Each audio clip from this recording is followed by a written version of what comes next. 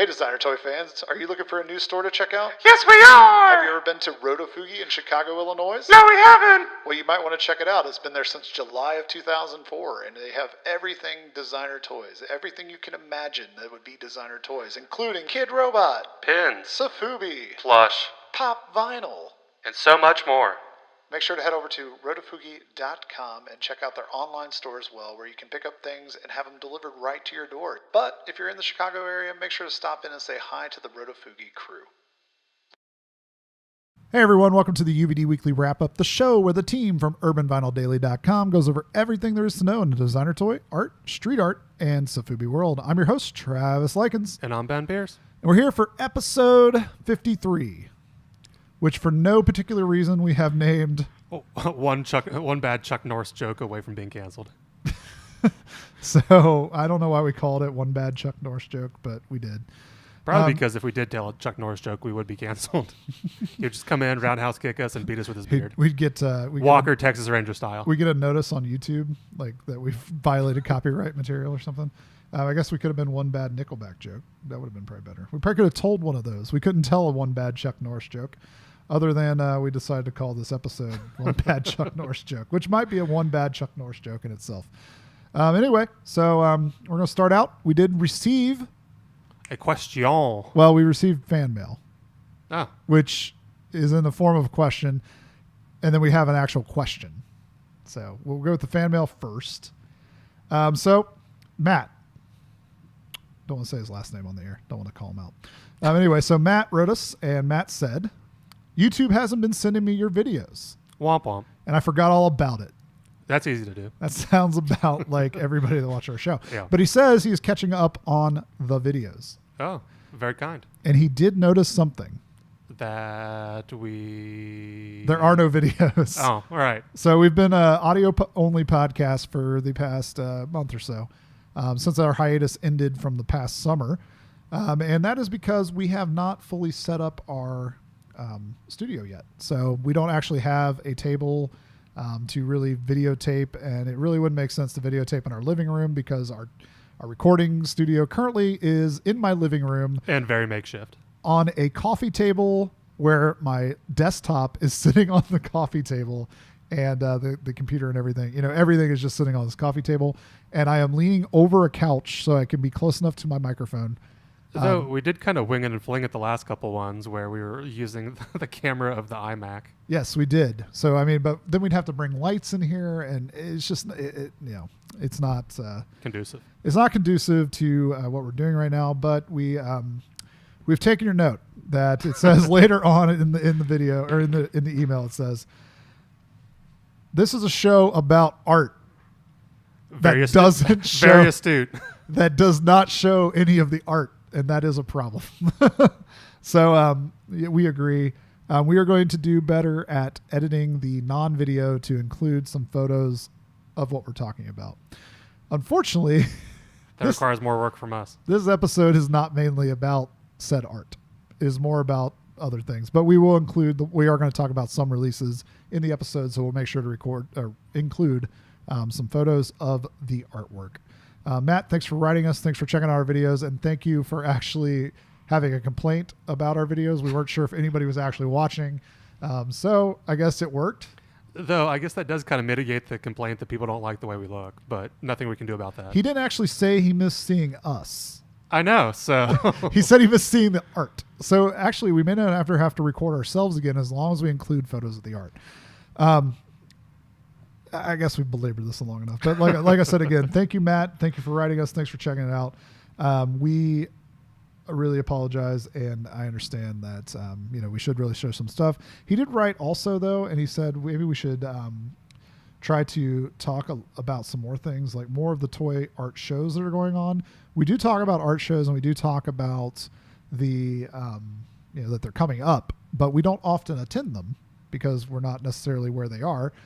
So we don't have a lot of feedback from them. We could do that more. And also, it said if we could talk some more about Funko, it might help bring in viewers that enjoy Funko and they want to learn more about designer toys, which I feel like we have a sister podcast that talks more about Funko. Yeah. So if you're interested in the Funko aspect of things, we do have Token Nerd podcast over on the Token Nerd Network over on iTunes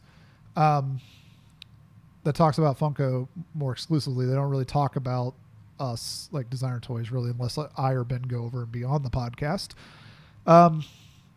We talk about Funko occasionally if they do something that kind of catches our eye. Like recently there was the Disney Afternoon Funko release, which is those, the ones Darkwing Duck figures and stuff like that. I'm not against talking about Funko. They just often don't do things that do excite me. Although I will talk about one thing. They're doing He-Man Wave 2. And those look pretty sweet. They got like Trapjaw and all kinds of different He-Man characters in there. Beastman, Swamp, what's his name? Swamp Guy. I don't know what his name is, but they got some Swampy. They got some really cool looking ones there.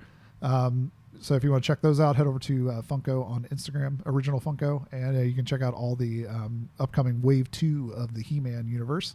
But yeah, we don't really talk about Funko that much. But I understand what you're saying with bringing in more people that I kind of get the impression there's a lot of people that collected Funko or collect Funko that are kind of getting, I don't want to say burnt out on Funko, but they're discovering other designer toys that now they are starting to collect. I've heard Kid Robot's having a lot of success with people kind of coming over from Funko and purchasing Dunnies. So maybe we are at a point when there's a lot of Funko people that are looking for what's next. Or even the licensed Dunnies. Yeah, or even the licensed Dunnies or the licensed, just figures in general, like the Bob's Burgers yeah. and South Park and all those kind of things. The Simpsons and stuff like that. But again, Matt, thank you for the suggestions. Thank you for the email, and we will make sure to do a better job of not being such a crappy video podcast that doesn't have a video. Eventually, we'll have a video, but we'll show photos until then. The next question, actually, we did have one more comment question to share before we go into the actual question of the episode. And that is that somebody asked if we're ever going to put these on iTunes. Been there, done that. So we actually did put these on iTunes for a long period of time, and we found that nobody was really listening to them on iTunes. And we actually put out a call to everyone and said, hey, how do you listen to the show? And nobody said iTunes. So we gave up on... Barely anyone responded anyway. But nobody really responded anyway. But we didn't put it on iTunes any longer because people, kind of playing back to Matt's email, it's an art show about art.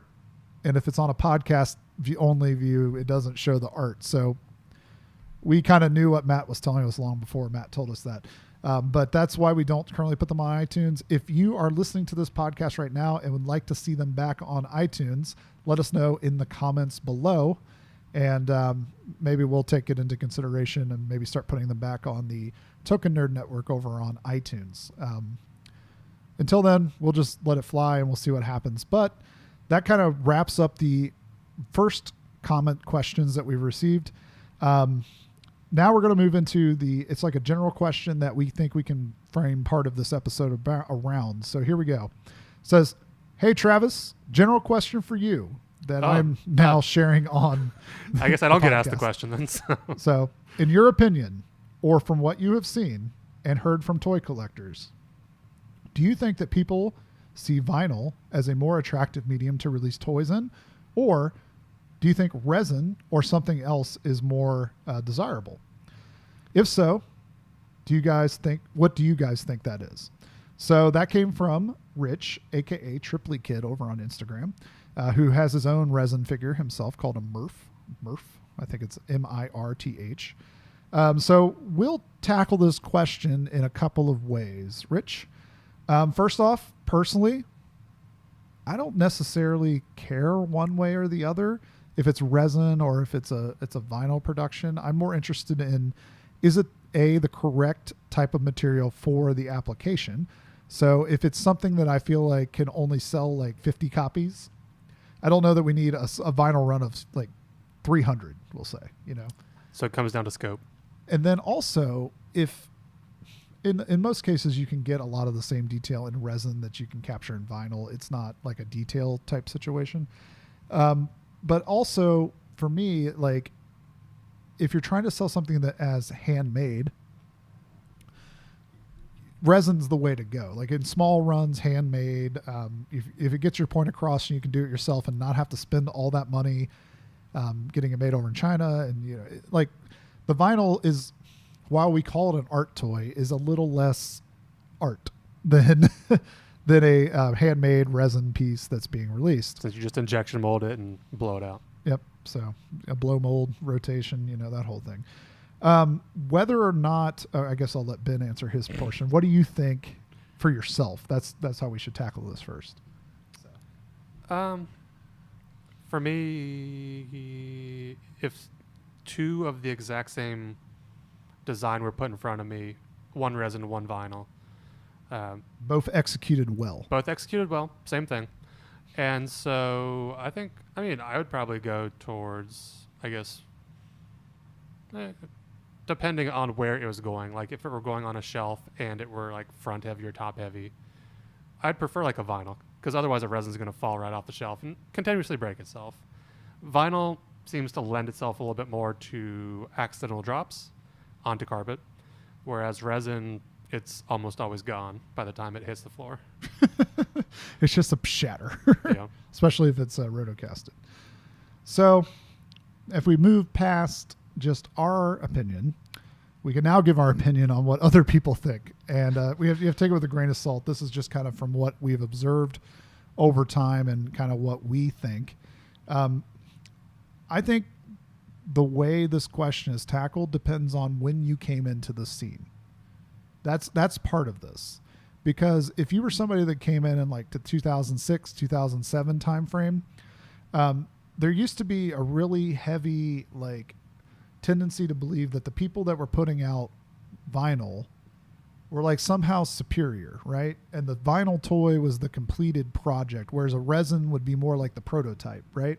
Yeah. So I cast a resin version of it and then sent that off to China and got it produced. Mm-hmm. So those people, a lot of times from that time in the scene, or people all the way up through, I think, kind of the crash, like the stock market crash, 2009 through like 2012. Or even 8 with the housing. Yeah. So like that time frame, like the 8 through like 12 time frame. Before the fall, like that we kind of had, I think vinyl was definitely how everybody thought things should be made, and very few people made resin. But as the bigger producers kind of started to kind of disappear and close up or restructure, shrink, release less product, however you want to look at it, people kind of fell into this, let's make things DIY. And at first, a lot of people were kind of reluctant to purchase resin because A, there was the connotation that, oh, that's a prototype, it's not a finished product. That's A.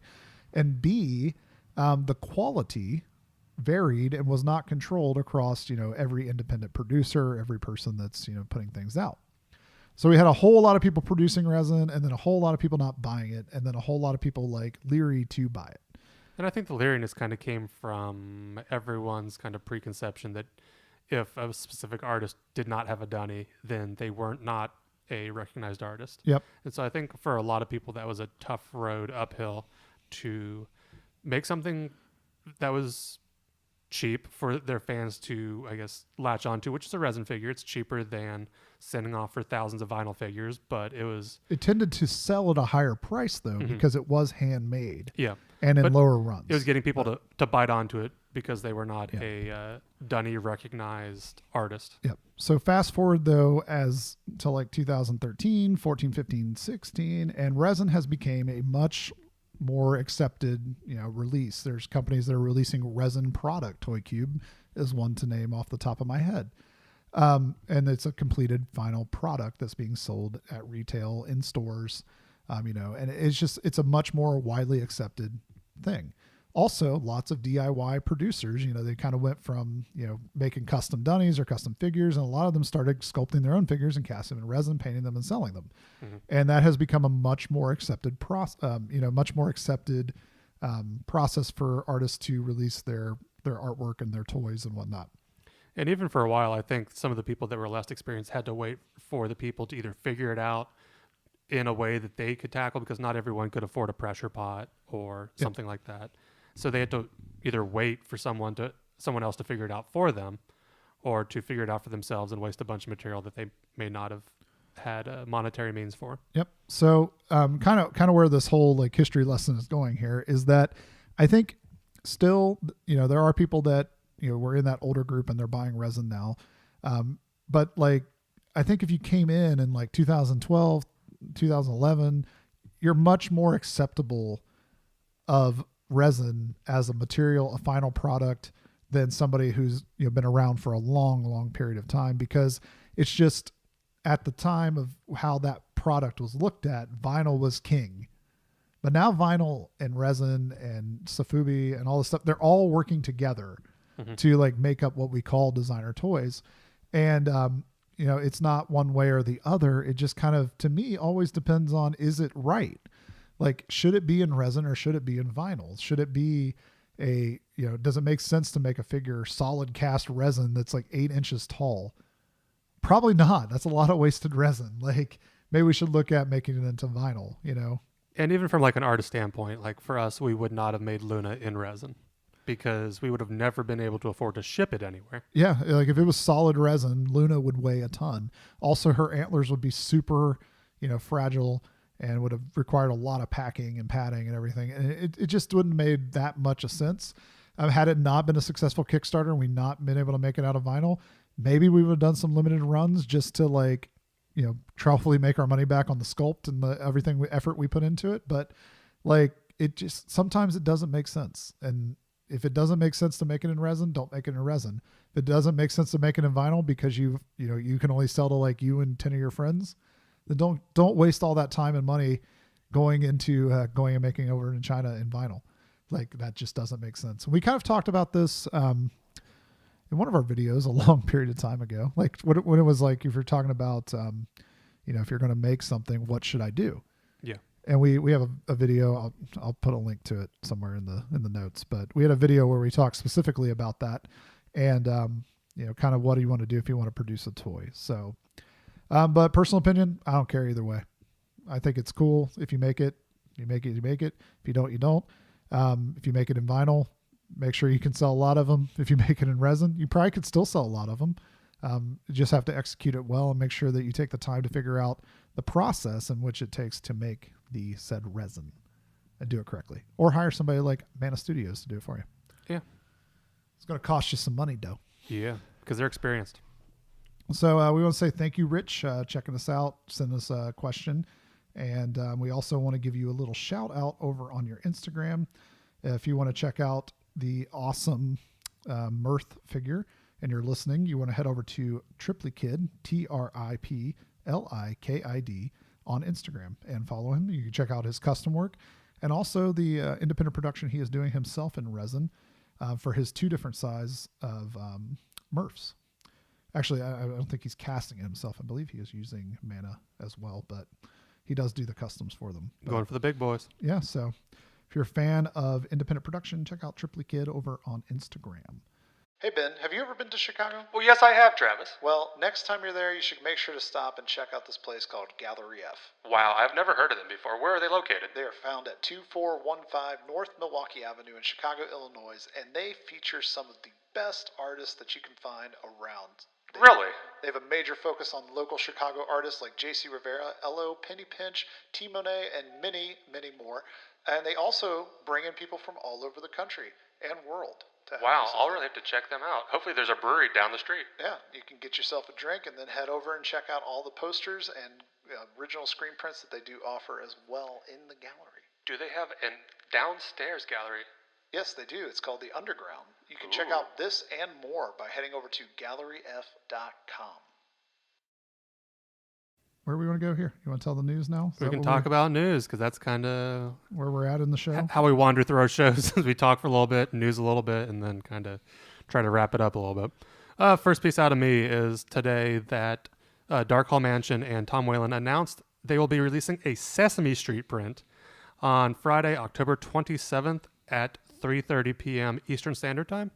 A couple of editions out of them. It's 18 by 24 inch prints, feature like Oscar, Big Bird, let's see, Cookie Monster, Elmo, Bert, Ernie, the Count, Super Grover, and then a couple of the newer ones that they introduced within the last handful of years.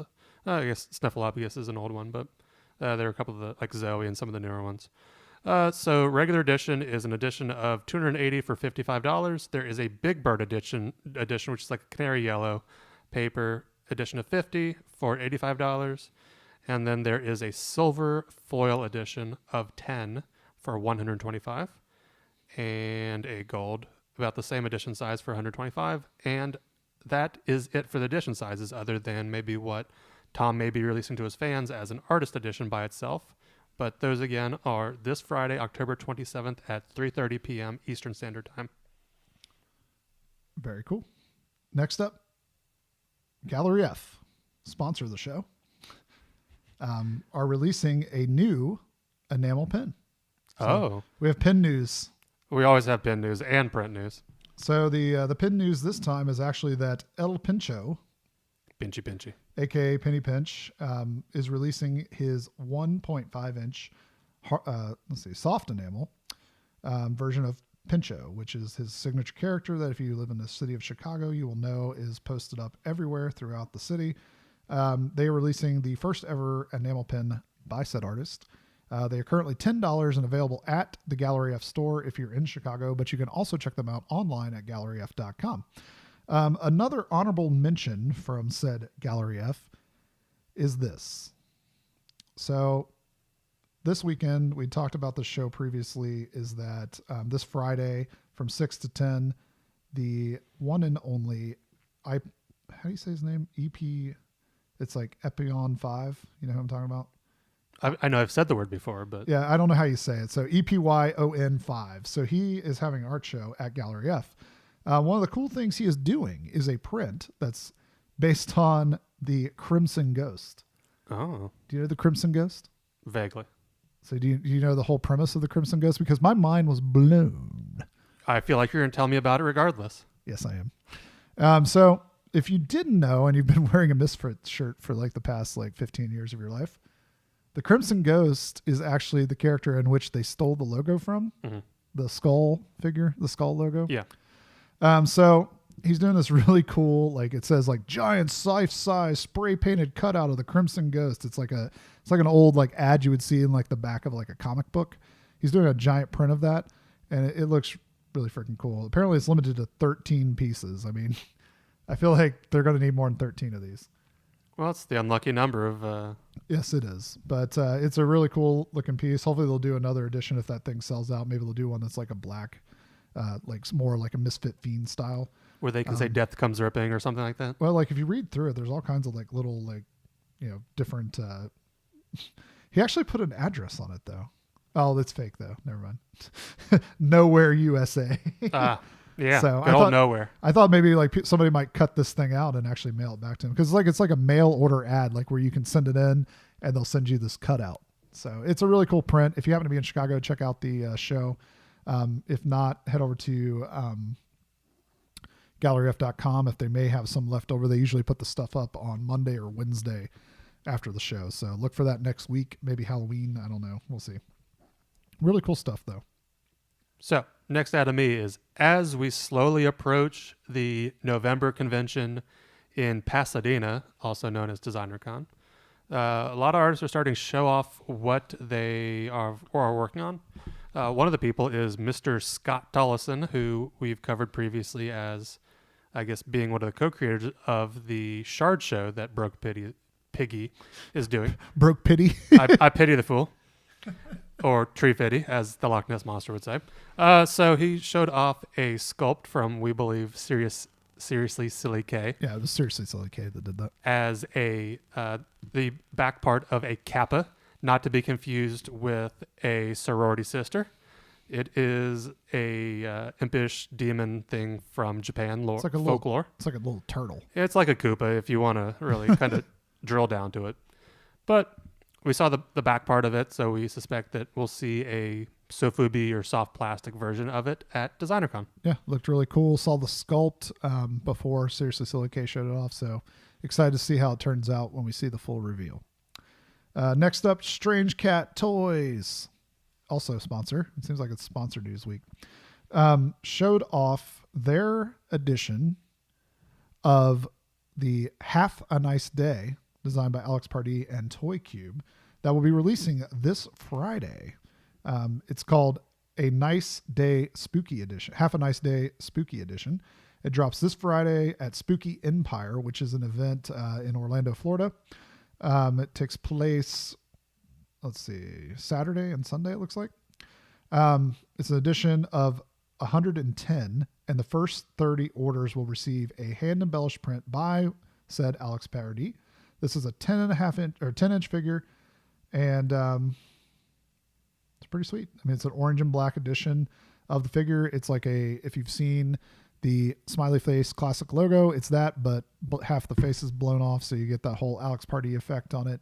From what I understand, the original edition, which is a yellow version, actually is doing pretty well. So if you're a fan of orange colorway, this is definitely up your alley. Kind of fits in with the whole like spooky theme, Halloween, fall, whatever you want to say. So if you're a fan of orange, this is definitely up your alley. If they do not sell out at the show, I would imagine that Strange Cat Toys is going to have a cachet of them available at their store. Got any more news, Ben, or are we? I can make up more stuff because I found some other random stuff. Okay, we'll make up more stuff. All right, so this is our speculation portion, or at least one piece out of me. Speculation. Fake so, Juror1 showed off a photo that is tagged at DesignerCon and Toy Art Gallery, so I have to assume there's a correlation. It's effectively a photo of dinosaurs that look like they're mechanized. So there's like a pterodactyl that looks like it's an airplane. Yeah, so those are the, what are those things called? They're designed by James Groman. So some James Groman stuff that likely Juror1 is going to be adding his rustic touch to. Yeah, so those little figures are pretty cool. They're little soft vinyl pieces designed by James Groman. I cannot remember. Battle something others. Battle Dinobots something. I can't remember. That'd be Transformers. Yeah, so it's like a little dino thing. It's pretty cool. There's a whole series of them, so it'd be cool to see what Drill does to them. Hopefully, like you said, at DesignerCon. So I'd have to assume so. It's tagged at DesignerCon. And DesignerCon. Tagged at Toy Art Gallery. DesignerCon 2017. I guess I'll wing and sling as you're looking up something else. No, so I'm going to do honorable mentions here. So this past week, if you didn't know, since we didn't have an episode last week to tell you about it, we released customs versions of Luna designed by MJ Sue. So she took 5 Lunas and turned them into beautiful renditions of her own. She went above and beyond. I mean, like some of these things, she like took the antlers out and made new antlers out of like what looks like crystals. I'm sure they're resin. She changed all this stuff around, put in tons of detail, and lo and behold, they all sold out. So to no surprise, I was surprised. I'm not gonna lie. Like I thought we were asking for a lot because I mean 5 customs at a hefty, custom price. I wasn't sure how it would do, and they sold out, no problem. It was pretty amazing. Thanks to everyone that bought one. Thanks to MJ for putting in so much work to make them awesome. We're really happy with how everything came out, and to let everyone know that bought them, if you happen to be listening, they did ship the other day. So they should be arriving at your houses pretty soon. So that was pretty awesome and amazing and shocking all at the same time. Another piece of news that is not speculation news, but kind of blows us away, is that at a recent Primus show, Jermaine Rogers was asked or hired to do a print for them, and he paid homage or reused the image of the Josh Mayhem blown away Dero figure for the I'm Losing My Mind. So we can expect to see that as an artist edition from Jermaine in the coming weeks or something like that. And I was told, and via the old interwebs there, he posted that this was a precursor to an upcoming DesignerCon like release. So there's going to be blown away Deros at the old DesignerCon there. So all of you people that are in the Jermaine Rogers cult following, we'll see you there. And I guess while we're talking about DesignerCon, we'd be remiss to skip over some of the badges and the artist that's designing some of the badges. So Kano Kid was tapped. Kano was tapped to do, I guess, some of the artist badges. So he took the route of superheroes, both DC and Marvel. This year's DesignerCon is superhero themed. Hence why he did superheroes. Da-down. Spider-Man. So yeah, they actually look really cool. He did like Kano versions of, and it's not just like straight up superheroes. Like he did a really cool job of like making it like people like almost in cosplay. Yeah. Like his characters like in cosplay. So it's really, really cool. Unfortunately, if you're a collector of badges, you'll have to fight down people like press and VIPs and all the different And levels vendors. of badges to get all of them if you want to have them, because they're really, really cool and each one is different. So if you're a fan of badges, you're going to have to ask people. Are there really 9 different tiers of badges? It looks like it. I mean, obviously there are, but I guess So there's probably like Saturday, Sunday, entire weekend, VIP, press, vendors, vendor. and then there's probably like workers, Yeah, volunteers. right? Like, Whatever. yeah, there's probably like those kind of things. Janitorial staff. Who knows? There's a lot, I'm sure. Photographers. So by the time you do all that, I'm sure it's like a lot of different ones. It could be. So, but those do look really, really cool. Hey everyone, this is Travis Likens from the UVD Weekly Wrap-Up, and we're here today to tell you about a store. We've got strange cat toys, they've got toys for you, and some beard supplies, so check them out. StrangeCatToys.com, where you'll receive 10% off if you use the code UVD at checkout. While we're talking about DesignerCon, we will toss out that you can check us out at booth TF16. The frickin' 16. The frickin' 16 over in Hall C. So don't forget about us. We're at like one of the little artist tables. We're getting all our crap together and we're going to have some really cool stuff for you. You'll be able to pick up things like Luna in both the blue and gray colorway. If you have been sleeping on any of those, we'll have them at our booth. And we'll announce right here that we're going to have a deal. Oh my! $60 a piece or Or, $100 for both. oh yeah, I could smell that coming. So basically, I don't want to make change, and I want to give you guys a good deal. So bring your 100 hundos with Ben Franklin over Hyundai. there, and just give me cash, and I'll cut you the deal if you want to get both of them at the same time. We'll also have some new pens. I will go ahead and announce that we have 2 pens, one from Jeremiah Kettner and one from Dave Perillo. We will also have all of our pens that are currently available in our store, whatever you want to call it. From Pez, Mike Giant, Ali Burke, Flying Fortress. I think that's all of them. Senor Nacho, Luna's, whatever you want to get, we'll have all of them there. We'll also probably bring out some old stuff from like J Fury pens and whatnot as well. So we'll have a whole myriad of things in pen world that you can check out. We're also going to have new prototypes on display. So if you want to come out and check out what we're working on over at UVD Toys and where UVD Toys is going, we'll have those available for you guys to check out as well. And we will have the remaining customs left over from the Luna show that was at Rudafugi this past May. So if you want to check out any of those, just come by and see them. They're freaking amazing. These artists put in a ton of work, so we're just excited to get more eyes on the ones that are left over. So if you want to come check them out, TF16 in Hall C, we're right on the corner, right next to Max Toy. So and in proximity to a bathroom. So, and it's not as busy as all the other bathrooms. It's kind of hidden in the corner. It was pretty plush last time. Yeah. So if you do want to come check us out on the way to the bathroom, we can direct you down to the corner where it is, and it is kind of hidden. So it's a good place to go. It doesn't get as much traffic as the hallway bathroom. So I'm going to swing us away from our decon excitement for a second.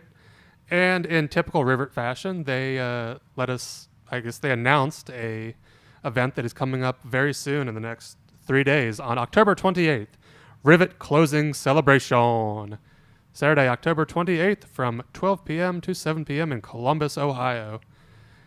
The details say it'll be a great way to see so many friendly faces on Saturday the 28th at Rivet's Closing Celebration. There'll be sales, giveaways, treats, mementos, memories to be made, and goodbyes to be given.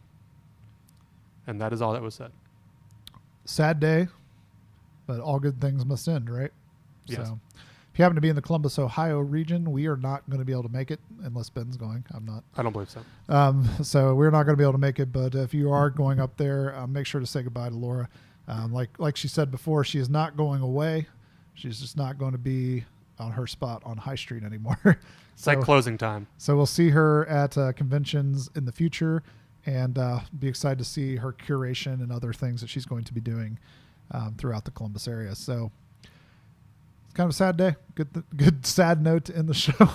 You're welcome. So it's kind of depressing, but hopefully we'll get some feedback from it. And we want to say thank you to Laura for all the times we have traveled up to the gallery there for many opening parties, release parties, art shows. Always a great host, always very hospitable, always had good beer for me to drink. And you know how much we love beer at the old UVD weekly wrap up. So I think that's the real reason we haven't been doing the video is because we don't have a beer sponsor. We don't have a beer sponsor. We're out of beer. We've gone dry. Can't be showing off our beers if we don't have any. We're beer dry. So if you happen to be a beer guy or beer company and you want to send us beer, we might pull out the old video camera. I don't know. It's a good reason to bring the video back is to show off some beer. So maybe we'll figure that out. Until then, we'll be still here without the camera, only showing you pictures of things. So, but I guess that kind of wraps up the show for this week. We hope you guys are having a good week in toys, getting ready for the old Designer Con 2017. But as always, I'm Travis. And I'm Ben. Have a great designer toy day. Thanks for checking out our video right here on youtube.com/urbanvinyldaily. While you're here, make sure to give us a subscribe and a like. And if you're so gracious, you can share this video on your favorite social network. You can always give us a follow on Instagram or Twitter @urbanvinyldaily, or find us on Facebook by going to facebook.com/urbanvinyldaily, and you'll be able to keep up with our latest posts and information going on in the world of UVD. If you want to help us out in more of a monetary way, you can always head over to our store, urbanvinyldaily.storeenvy.com, and check out all the awesome things we have available from great artists from all over the world. Or you can head over to our PayPal and just straight up donate to us to help us keep the lights on and keep things going by going to paypal.com and sending money over to urbanvinyldaily@gmail.com. And that will help us out in more ways than you know. If you want to keep up with everything going on in the world of UVD, make sure to head over to urbanvinyldaily.com. Or if you're interested in sponsorship information, a comment, or a question, make sure to head over to urbanvinyldaily@gmail.com and send us a message. And if it's good enough, we'll answer it right here on the UVD Weekly Wrap-Up. As always, this has been an Urban Vinyl Daily production.